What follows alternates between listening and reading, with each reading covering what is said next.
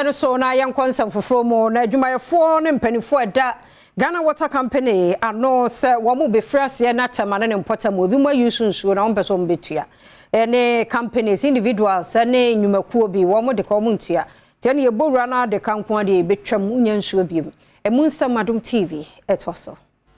Engineer Peter Diver Deputy Managing Director was share operations so Ghana Water Company. Na wachire mu se esane se ensuo ahodo asese yinti no enuro ene akade a wodi ensuo emane ba amanfo fie mu no se ne bo ayede ne pa. Nanso ensuo ekuduru manfo fie ahodo mu ewia ya na wonom empese obetua wonom water bills ya ne senti se Tema mensini nim honom nko ano eka amanfo de no Ghana sika no empem oha ene aduanan 140 Ghana cedis. And intina se one more far to on Hosua, one nam or man force to say by you be or do one cabiano, or by this kind of every one ho.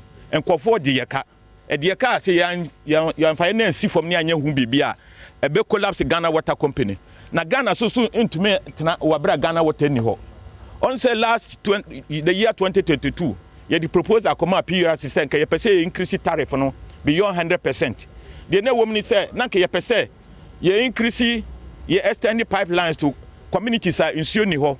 Now your old pipes now a leaking, my loose insurance, so you're replacing in and you're pumping equipment and so a chair a beard 50 years and above. Naka is sending in Naka we are one ton.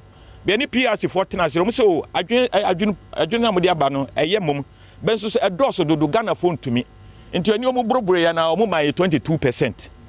Until September 2022, no my 20% increase.